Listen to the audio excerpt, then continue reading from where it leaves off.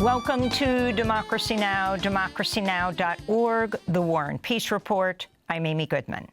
Oxfam and over 35 other humanitarian groups have issued a dire warning about Israel's siege on northern Gaza. In a statement, the group said, quote, "The Israeli forces' assault on Gaza has escalated to a horrifying level of atrocity. Northern Gaza is being wiped off the map," they wrote.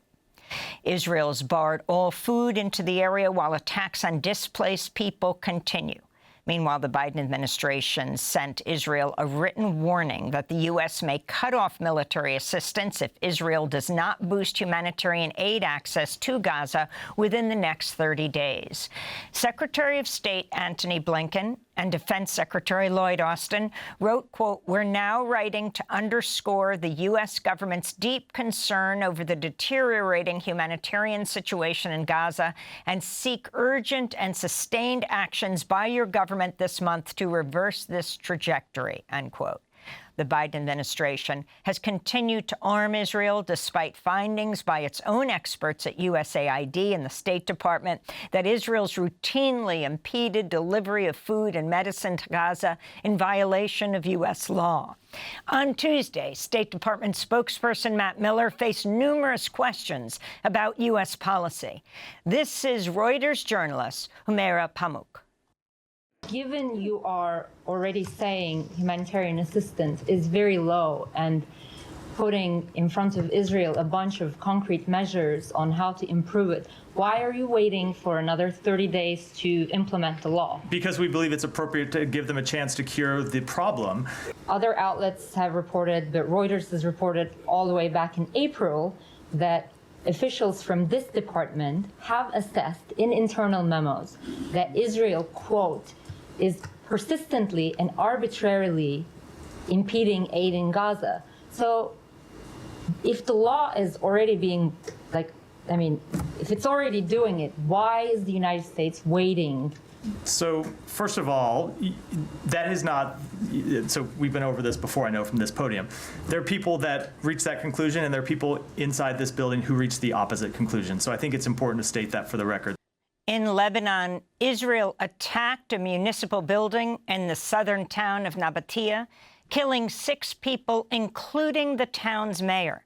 The BBC reports the mayor and other city workers were killed while holding a meeting to discuss coordinating aid for civilians remaining in the area. Israel also bombed the village of Kana, striking a health care center and several homes, killing at least 15 people. Israel also bombed the southern suburbs of Beirut just hours after the U.S. State Department said it opposes the, quote, scope and nature of Israel's attacks on Beirut. As Prime Minister Benjamin Netanyahu dismisses calls for a ceasefire, the UN Refugee Agency is warning a quarter of Lebanon is now under forced evacuation orders from Israel. Israeli airstrikes and Israeli evacuation orders continue to increase the areas impacted. So now that we have over 25% of the country under a direct Israeli military evacuation order. Just yesterday, we had another 20 villages issued with an evacuation order in the south of the country. In Georgia, more than 325,000 voters cast ballots Tuesday on the first day of early voting here in the United States. That's more than twice the previous record set 4 years ago. Meanwhile, a Georgia judge has blocked a controversial new rule set by the Georgia State Election Board that would have required election workers to hand count the number of ballots cast in each precinct on Election Day. More questions are being raised about Trump's mental state after a town hall event in Pennsylvania took an unexpected turn Monday when 2 audience members fainted. Trump ended up taking just 5 questions from the crowd before making this announcement. Let's not do any more questions. Let's just listen to music. Let's make it into our music. Who the hell wants to hear questions, right?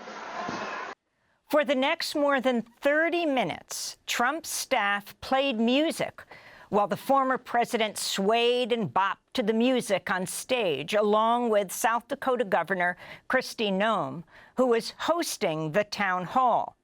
Trump eventually left the stage without taking any more questions. On Tuesday, Kamala Harris responded to Trump's town hall by writing online, quote, "Hope he's okay." On Tuesday, Trump appeared at the Economic Club of Chicago, where he was grilled about reports that his economic proposals could devastate the U.S. economy. He was asked by Bloomberg editor-in-chief John Micklethwait, who cited a recent study by the Committee for a Responsible Federal Budget. If you add up all the promises you've made, and your plans would add $7.5 trillion to the debt. That's more than twice the total for Vice President Harris. You're on course to push up debt up to 150% of GDP. This is a very business-like audience. Yeah. Why should they trust you with that? Because we're about growth. She's got no growth whatsoever, and we're all about growth. In other election news, newly disclosed federal filings show multi-billionaire Elon Musk has officially become one of Donald Trump's biggest financial backers. Musk gave around $75 million to his pro-Trump super PAC in the last quarter. Meanwhile, Miriam Adelson, the billionaire wife of the late casino magnate Sheldon Adelson, gave $95 million to her pro-Trump super PAC. Earlier this year, the Israeli newspaper Haaretz reported Miriam Adelson is pushing Trump to support Israel annexing the entire occupied West Bank. On Tuesday, the popular radio host Charlemagne the God interviewed Kamala Harris in Detroit in what was billed as an audio town hall. During the event, Harris agreed that Trump's vision for the country could be described as fascism. The other, Donald Trump, is about taking us backward. The other is about fascism. Why can't we just say it? The World Food Programme's warning millions of people in southern Africa are facing the region's worst food crisis in decades due to a devastating drought. 5 countries, Lesotho, Malawi, Namibia, Zambia, and Zimbabwe, have already declared national disasters. The World Food Programme said Tuesday the drought could deepen into a full-scale humanitarian crisis. A historic drought, the worst food crisis yet, has devastated more than 27 million lives across the region. Some 21 million children in Southern Africa are malnourished. For many communities, this is the worst food crisis in decades. North Carolina Governor Roy Cooper says 92 people are still missing in the state after Hurricane Helene devastated the city of Asheville and other mountain communities over 2 weeks ago. The storm's death toll stands at around 250 across 6 states. The number of migrants dying in New Mexico near the U.S.-Mexico border has increased tenfold over the past 5 years. Over 220 bodies have been found since January of last year. Many of the victims are believed to have died from dehydration and malnutrition as they attempt to cross scorching hot desert or mountain areas to seek refuge in the United States. Google's announced plans to build 7 nuclear reactors in the United States to help power the company's data centers and artificial intelligence systems. The announcement comes just a month after Microsoft said it would fund the reopening of the 3 Mile Island nuclear plant, the site of the worst nuclear disaster in U.S. history. And music mogul Sean Diddy Combs is facing 6 new rape and sexual assault lawsuits. Combs has been jailed since mid-September after pleading not guilty to federal racketeering, conspiracy, sex trafficking, and other charges.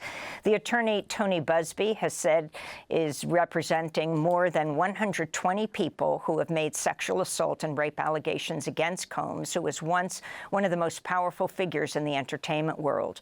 Meanwhile, the Los Angeles Times reveals new details about how Combs attacked a UCLA football coach and choked an intern in the coach's office in 2015 in a dispute over how the coach treated Combs' son. And those are some of the headlines. This is Democracy Now!, democracynow.org, The War and Peace Report. I'm Amy Goodman in New York with Democracy Now!'s Juan Gonzalez in Chicago. Hi, Juan. Hi, Amy, and welcome to all of our listeners and viewers across the country and around the world.